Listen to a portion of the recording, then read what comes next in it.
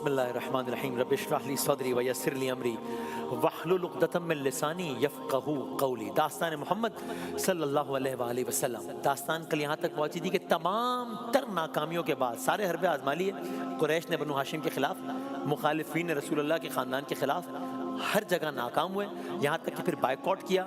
Boycott 3 سال تک جاری رہا۔ رسول اللہ کے گھر والوں نے شیب ابی طالب میں بہت مشکل 3 سال گزارے، یہاں تک کہ وہ جو مرحلہ ختم ہو گیا، وہ کیسے ختم ہوا وہ آپ نے سب سن لیا، کل تو ریپیٹ نہیں کرتے آج۔ پھر کل ہم نے عرض یہ کیا تھا کہ شیب ابی طالب کا محاصرہ تو ختم ہو گیا، لیکن آزمائشیں ختم ہوئی؟ ہم نے کہا نہیں، ہم نے کہا آزمائشیں تو شروع ہوئی ہیں، بلکہ اب تو سرکار دو عالم صلی اللہ علیہ وآلہ وسلم کی زندگی میں ایک ایسا وقت آنے والا ہے جس نے ان کے دل کو گہرے غم میں ڈبو دیا ہے۔ کل ہم نے کہا تھا ابھی مزید غم ہے، ابھی تو آگے بہت صدمے ہیں۔ وہ کیا ہیں؟ ہم نے کہا تھا کل عرض کریں گے، تو آج عرض کرتے ہیں۔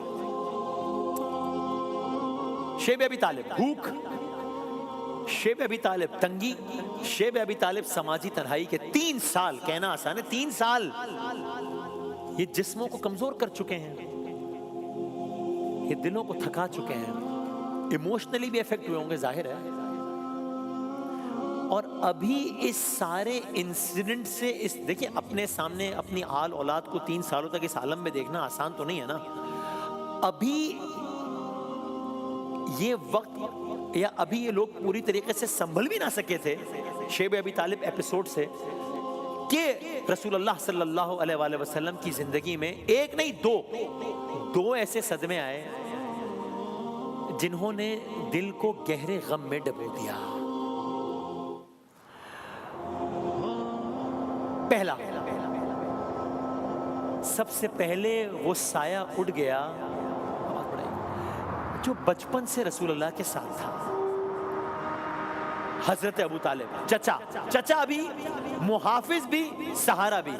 اب دیکھیے، اب یہ صرف آپ کے چچا اس دنیا سے نہیں گئے ہیں، رسول اللہ کا سپورٹ سسٹم چلا گیا۔ یعنی ابھی کل تک جب شیب ابی طالب میں برا وقت تھا تو یہ حضرت ابو طالب تھے جنہوں نے دن رات رسول اللہ کی ہر اعتبار سے حفاظت کی ہے، فزیکلی بھی حفاظت کی ہے۔ یعنی راتوں کو رسول اللہ کی جگہ بدل دیتے تاکہ کوئی دشمن آ کر حملہ نہ کر دے، نقصان نہ پہنچا سکے۔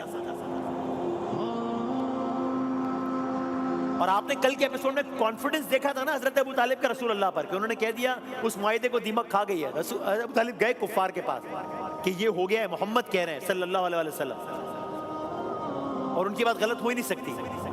حضرت ابو طالب اس دنیا سے چلے گئے، میرے اور آپ کے رسول اب تنہا ہو رہے ہیں، امت کا غمخار تنہا ہو رہا ہے، محمد مصطفیٰ تنہا ہو رہے ہیں صلی اللہ علیہ وآلہ وسلم۔ ہم اپنی تنہائی کا دکھ دور کرنے کے لیے جن کا ذکر کر کے لطف لیتے ہیں نا، وہ تنہا ہو رہے ہیں۔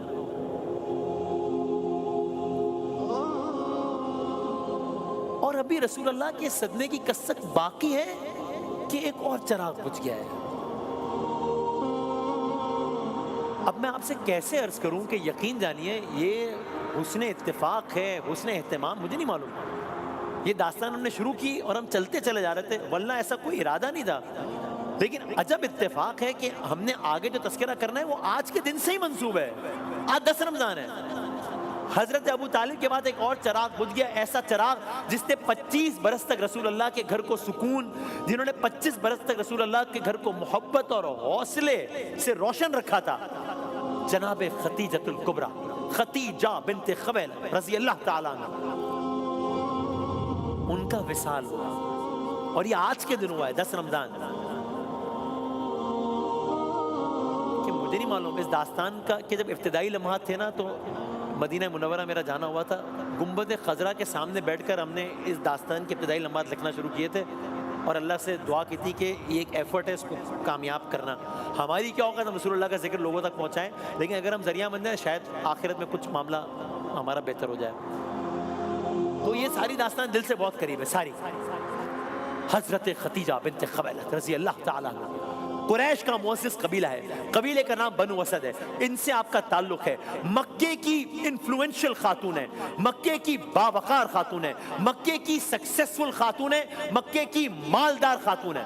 اور یہ میں نے کہہ دیا، آپ نے سن لیا، آسان نہیں ہے۔ اس زمانے کا مکہ بھائی، ابھی کل تک یہاں بچیاں زندہ درگور کی جاتی تھیں، وہاں پر ایک خاتون اس طرح ایکٹیو ہیں، فائنینشلی بھی سٹرونگ ہے. اس دور میں جب عورت کا معاشی کردار محدود سمجھا جاتا تھا، جناب خدیجہ اپنے تجارتی قافلوں کو شام بھیجتی تھیں، دیگر علاقوں تک بھیجتی تھیں. اللہ تعالیٰ ملیکۃ العرب کہا جاتا تھا، ملیکۃ العرب، عرب کی ملکہ. بہت مالدار خاتون، دولت اب یہ جملہ سنیے گا، اس کا لطف لیجیے گا. بہت مالدار خاتون، میں کہہ دوں دولت ان کے پاس تھی لیکن سرمایہ ان کا کردار تھا. بہت دولت تھی لیکن وہ دولت سرمایہ ان کا کردار تھا. امہات المومنین کے کیا کہنے ہیں. سب تجارتی قافلے جاتے تھے، بڑے بڑے تجارتی قافلے جاتے تھے. اسی تجارت کے سلسلے میں انہوں نے ایک بار سرکار دو عالم صلی اللہ علیہ وآلہ وسلم کو قافلے کا نگران مقرر کیا. میں تیزی سے آگے بڑھاؤں. قافلہ گیا، قافلہ آیا، جو جناب خدیجہ کا نمائندہ تھا، جو ان کا غلام تھا، اس کا نام تھا میسرہ. اس سے انہوں نے رپورٹ لی. اس سال ریکارڈ پروفٹ ہوا. جناب خدیجہ نے اپنے غلام سے پوچھا کہ تم نے ان کو کیسا پایا؟ اور وہ کیا کہے کیسا پایا؟ اس نے کہا میں نے ان جیسا شخص دیکھا ہی نہیں کبھی، ہر اعتبار سے. تجارت میں ایمانداری عروج پر، تجارت میں اخلاق عروج پر، جھوٹ تو کوسوں دور ہے، کوئی تصور ہی نہیں، منافع بھی ہو رہا ہے. میسرہ نے بتایا میں نے تو یہ بھی دیکھا، اللہ اللہ، میں نے تو یہ بھی دیکھا، عرب کا صحرا ہے نا، تپتی ریت ہے. میسرہ نے بتایا میں نے یہ بھی دیکھا کہ گرمی میں بادل کا ایک ٹکڑا ان پر سایہ کیے ہوتا تھا. جب یہ سارا ایپیسوڈ ہو گیا، اس کے بعد جناب خدیجہ الکبریٰ نے رسول اللہ کو پیغام نکاح بھیجا اور آپ کا عقد ہوا. آگے سنیں. ابھی کل آپ نے شیب ابی طالب کا واقعہ سنا ہے نا، ذہن متوجہ ہے نا اس طرف. آج آپ نے ابھی جناب خدیجہ الکبریٰ کی دولت کے بارے میں سنا ہے نا، ذہن متوجہ ہے نا اس طرف. اب سنیں شیب ابی طالب میں جناب خدیجہ نے وہ ساتھ دیا رسول اللہ کا کہ کیا کہنے. یعنی سوچیں وہ خاتون جن کے جیسا مالدار انسان عرب میں کوئی ہے نہیں، جو ملیکۃ العرب ہیں، وہ رسول اللہ کا ساتھ دینے کی خاطر شیب ابی طالب میں بھوک اور پیاس برداشت کر رہی ہیں. کیا کہنے بھائی. آپ، میں کہہ رہا ہوں آپ سن رہے ہیں لیکن آپ امیجن تو کریں، رسول اللہ کا ساتھ دینے کا مطلب کیا ہے؟ اس کا مطلب یہ ہے کہ ایک انسان جس نے پوری سوسائٹی کو چیلنج کیا ہے، a woman chose to stand with that person, with that individual. کھڑی ہو گئی ان کے ساتھ اور ساتھ نبھایا ہے آخر تک. ساتھ کھڑی نہیں ہے، کیا باوقار انداز سے ساتھ نبھایا ہے. شیب ابی طالب میں بھی جو تھوڑا بہت کھانے پینے کا جیسے بھی ارینجمنٹ ہوتا تھا، اس میں بھی آپ کے فائنینسز کا بہت امپورٹنٹ رول تھا. سب کچھ راہ خدا میں دے دیا. اور سنیں اسلام کے ابتدائی ایام، بھائی ہر چیز کے لیے فائنینسز تو چاہیے نا. اسلام کے ابتدائی ایام میں، اسلام کے ابتدائی میں جناب خدیجہ الکبریٰ کی اسلام کی ترویج میں ریڑھ کی ہڈی کی حیثیت رکھتی ہے ان کی. اور اللہ کے نزدیک ان کا رتبہ کیا ہے؟ اللہ کے نزدیک کیا رتبہ ہے یہ سنیں. حضرت جبرائیل، اللہ اللہ، حضرت جبرائیل نے نبی اکرم کو پیغام بھیجا کہ جناب خدیجہ الکبریٰ کو جنت میں موتیوں کے گھر کی بشارت دے دیں. جبرائیل کہہ رہے ہیں، رسول اللہ سے کہہ رہے ہیں، اللہ کا پیغام پہنچا رہے ہیں. پیغام کیا ہے؟ خدیجہ الکبریٰ کو جنت میں موتیوں کے گھر کی بشارت دے دیں، جہاں نہ شور ہوگا نہ تکلیف ہوگی. وہ صرف زوجہ نہیں ہے، صرف زوجہ نہیں تھی. آج رخصت ہو رہی ہے، رسول اللہ تنہا ہو رہا ہے. رسول اللہ کے دل کا سہارا ہے، صرف زوجہ نہیں ہے. یعنی میں کیسے منظر کشی کروں یا میں کیسے سوچوں، دل کٹتا ہے کہ جب باہر مکے کی گلیاں مخالفت سے بھر جاتی، گھر آ کر جناب خدیجہ کی مسکراہٹ سکون دیتی. جب باہر لوگ مذاق اڑاتے، تانا دیتے، وہ یقین بڑھا دیتی. جب دل تھک جاتا، وہ تسلی دیتی. مگر اب وہ بھی بیمار ہوئی اور پھر وہ لمحہ آیا کہ آج 10 رمضان المبارک خدیجہ الکبریٰ رخصت ہو گئی. یعنی اس کا مطلب یہ ہوا نا کہ میرے اور آپ کے رسول اتنے مظالم سہ رہے ہیں، اور اب جب گھر آتے ہیں تو گھر کا وہ گوشہ جو کبھی سکون کا مرکز تھا اب خاموش ہو گیا ہے. آپ سوچیں، ایک طرف چچا کا سایہ اٹھ گیا حضرت ابو طالب، دوسری طرف گھر کا سکون چلا گیا. باہر مخالفت مزید تیز، اندر تنہائی کا احساس. یہ وہ کیفیت تھی، میرے اور آپ کے رسول اتنے مغموم تھے کہ ان واقعات پہ اس سال کو عام الحزن بنا دیا. حزن، غم، ملال، افسوس. عام الحزن، عام الفیل ہے نا، ہاتھیوں والا سال، یہ عام الحزن ہے، غم کا سال.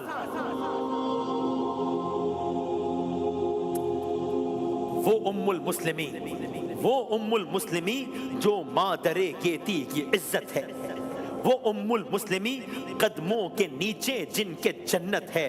خدیجہ طاہرہ یعنی نبی کی با وفا بی بی، شریک راحت و اندوہ پابند رضا بی بی، دیار جاودانی کی طرف راہی ہوئی وہ بھی، گئیں دنیا سے آخر سوئے فردوس سے بری وہ بھی.